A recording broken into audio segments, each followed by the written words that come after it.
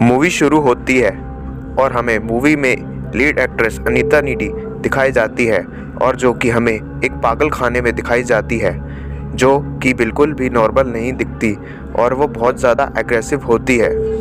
और फिर उसी पागल खाने की एक नर्स नीडी से खाना खाने को बोलती है और नीडी उस नर्स को बहुत ज़ोर से हिट करती है और इस हरकत की सज़ा के लिए उसको एक ऊंची दीवारों वाले कमरे में बंद कर दिया जाता है, जहां पर नीडी अकेले बैठकर अपने पास्ट लाइफ के बारे में सोच रही होती है। वो अपनी बेस्ट फ्रेंड जेनिफर के बारे में सोच रही होती है क्योंकि वो नीडी की बहुत अच्छी दोस्त होती है। और उसके बाद मूवी पास्ट में चली जाती है, जिसे हमें एक विलेज डेविल्स कैटल को दिखाया जाता है और इस गांव का नेम एक झरने की वजह से डेविल्स कैटल पड़ा होता है, क्योंकि उस झरने से गिरता हुआ सारा पानी झरने के पास के एक होल में चला जाता है और आज तक किसी को ये नहीं पता चला था कि सारा पानी इस होल से जाता कहाँ है। इसी वजह से बहुत से साइंटिस्ट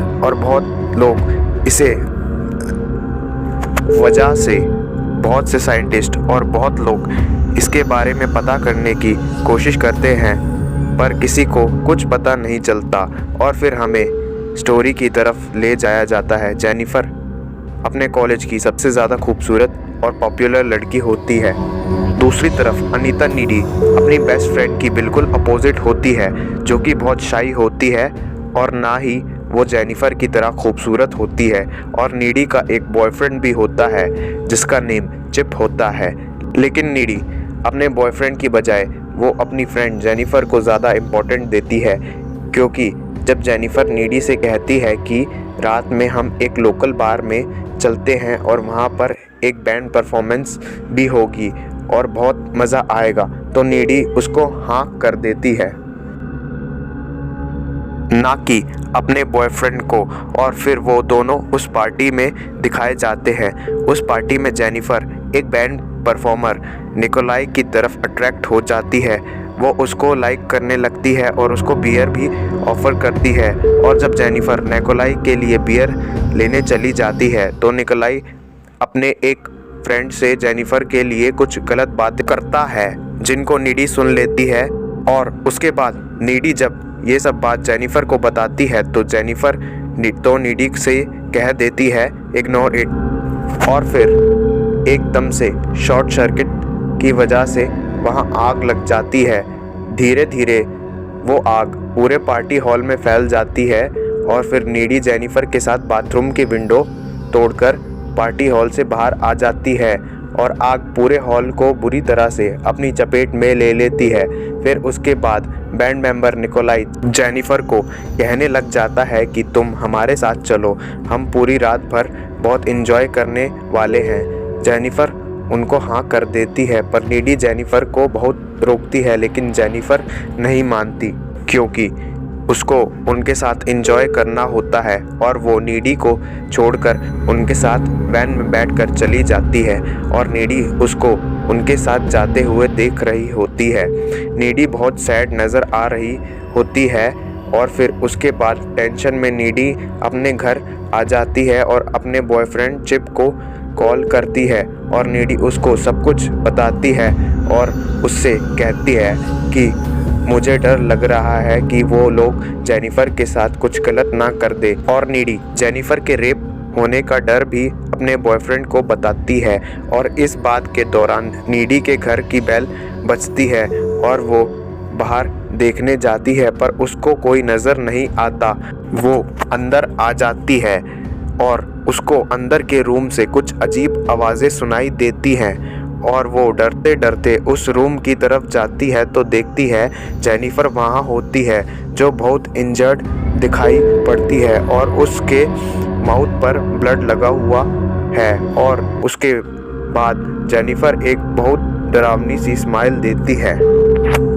जेनिफर वहाँ होती है जो बहुत इंजर्ड दिखाई पड़ती है और उसके माउथ पर ब्लड लगा हुआ है।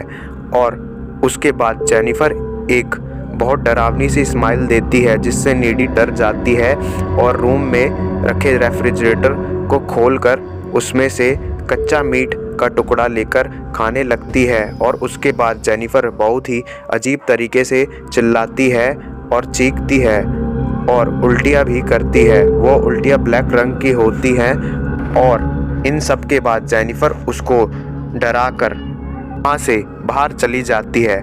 और फिर उसके बाद अगला दिन दिखाया जाता है जिसमें नीडी कल रात की चीज़ें सोचकर शॉक हो रही होती है और फिर एकदम से वहाँ जेनिफर आ जाती है जो कि बिल्कुल ठीक नज़र आती है।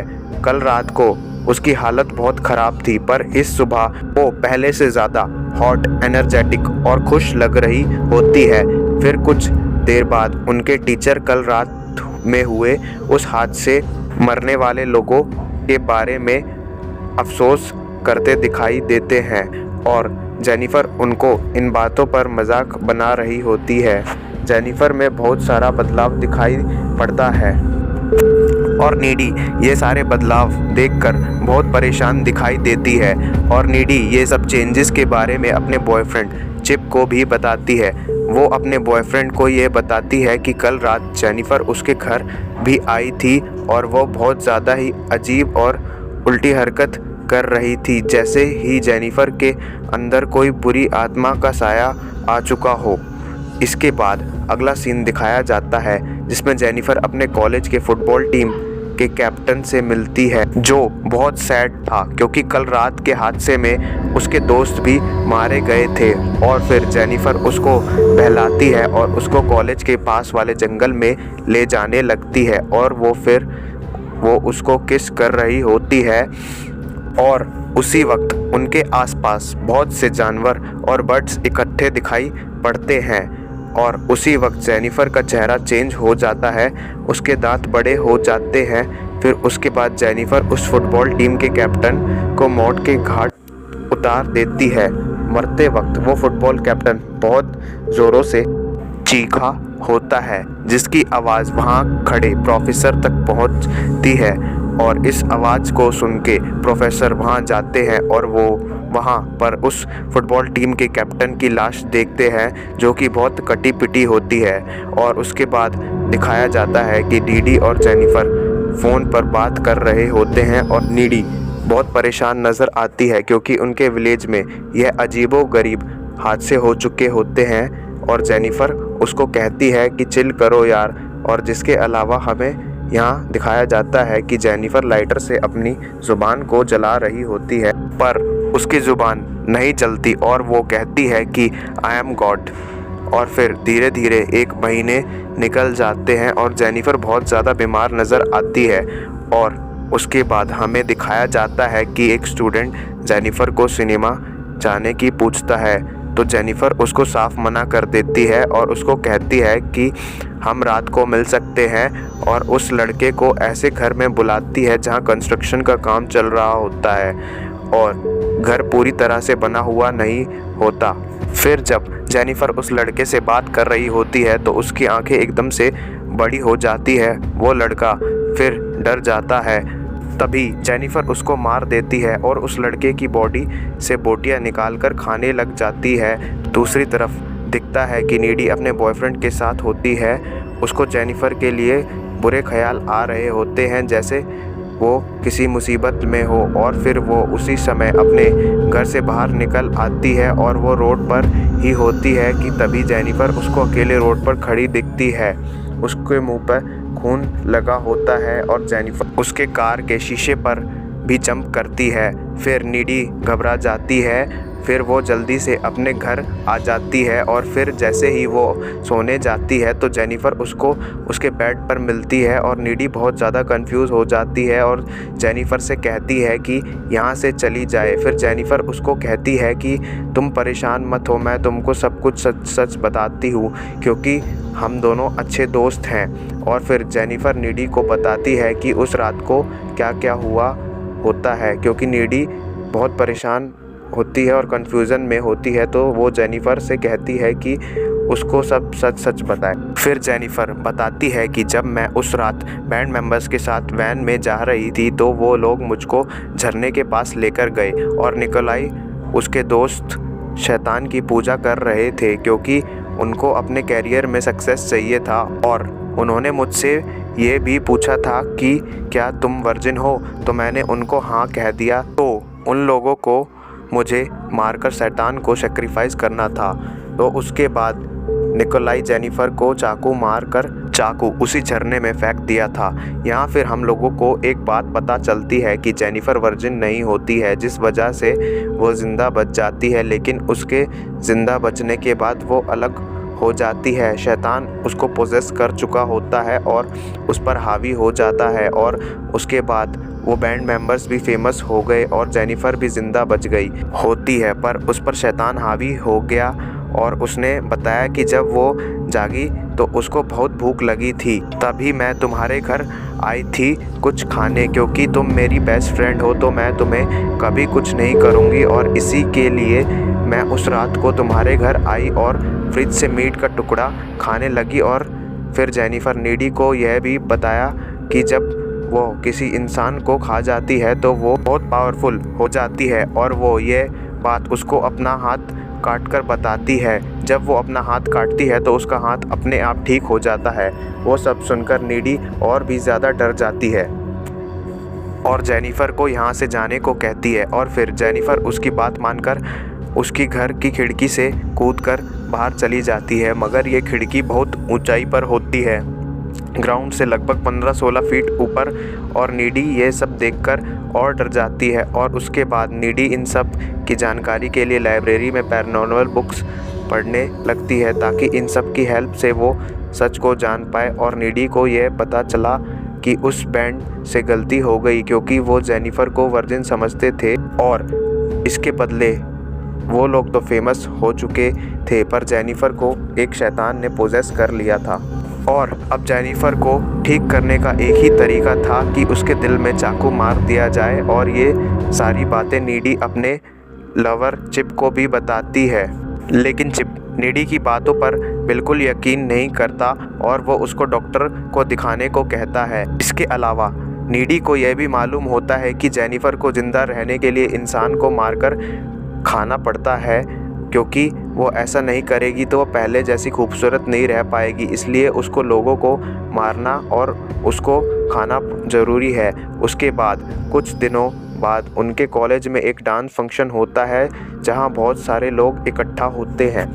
नीडी फिर बहुत परेशान होती है, क्योंकि जेनिफर उस दिन उस फंक्शन में किसी को मार ना डाले। और नीडी और ज़्यादा परेशान इसलिए होती है क्योंकि उसके बॉयफ्रेंड चिप को भी जान का खतरा हो सकता है। और वो अपने बॉयफ्रेंड को भी बोलती है कि तुम फंक्शन में मत आना, और चिप उसकी बातों को टाल देता है। और उसके बाद डांस फंक्शन का दिन आ जाता है और नीडी वहाँ फंक्शन में उसका वेट कर रही होती है, पर चिप वहाँ नहीं होता और जेनिफर भी वहाँ नहीं होती।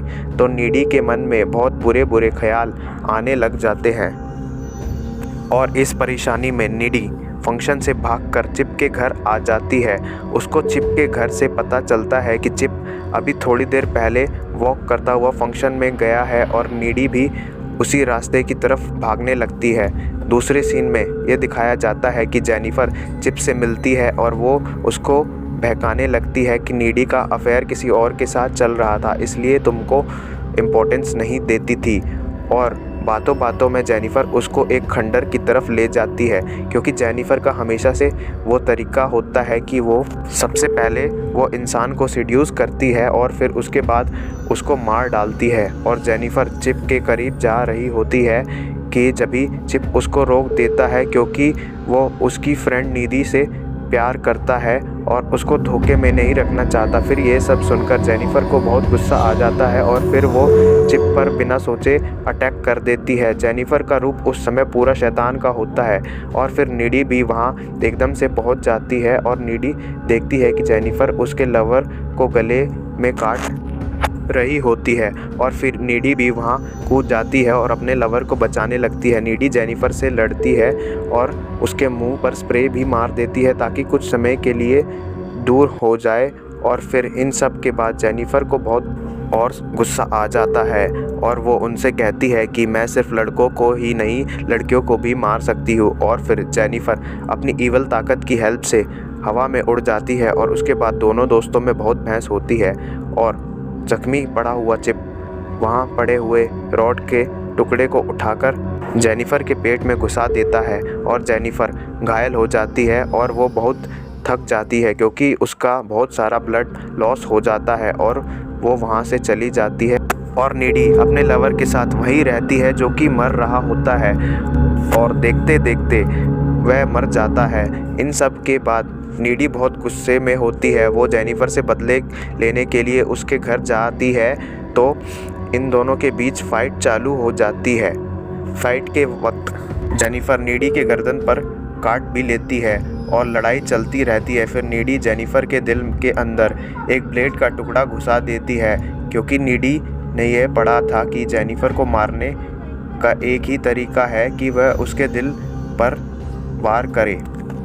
और इसके बाद जेनिफर और उसका शैतान वहीं ख़त्म हो जाता है और उसकी चीखों की आवाज़ को सुनकर जेनिफर की मॉम रूम में आ जाती है तो देखती है कि नीडी ने उसकी बेटी को मार दिया होता है। उसके बाद मूवी अपने इनिशियल स्टेज पर आ जाती है कि नीडी क्यों पागल खाने में होती है क्योंकि उसने अपनी फ्रेंड का कत्ल किया होता है। और एक बात और पता लगती है कि नीडी अब पहले वाली नीडी नहीं रही क्योंकि लड़ाई के वक्त नीडी को जेनिफर ने काटा था जिसकी वजह से वो शैतानी ताकतें नीडी के अंदर भी आ जाती हैं। और हम उसके बाद देखते हैं कि नीडी हवा में उड़ती नज़र आती है क्योंकि उसके अंदर भी अब शैतानी ताकतें आ चुकी होती हैं और वो हवा में उड़ती है और दरवाजे को तोड़कर जेल से बाहर आ जाती है। जेल से भागकर नीडी उसी झरने के पास पहुंचती है और उसे वहां वही चाकू मिलता है जिससे निकोलाई ने जेनिफर को मारा होता है। और फिर वो उस चाकू को लेकर एक कार से लिफ्ट लेकर वहाँ चली जाती है जहाँ वो बैंड के लोग होते हैं। हमें फिर वो बैंड के लोग भी दिखाए जाते हैं कि कॉन्सर्ट के बाद वहाँ रूम में अय्याशी कर रहे होते हैं। बाद में हमें यह दिखाया जाता है कि उन सबको किसी ने मार दिया होता है पर यह नहीं दिखाया जाता उनको आखिर मारा किसने। और फिर हमें आगे दिखाया जाता है कि सीसीटीवी में और कोई नहीं बल्कि नीडी ही उनके रूम से निकल रही होती है और उन बैंड मेंबर्स का कत्ल नीडी ने किया होता है जो कि वो डिज़र्व करते थे क्योंकि उनकी वजह से नीडी का लवर बेस्ट फ्रेंड मरे थे। और फिर मूवी यहीं ख़त्म हो जाती। अगर आप लोगों को ये एक्सप्लेनेशन पसंद आई हो तो प्लीज़ चैनल को सब्सक्राइब ज़रूर करें और लाइक भी।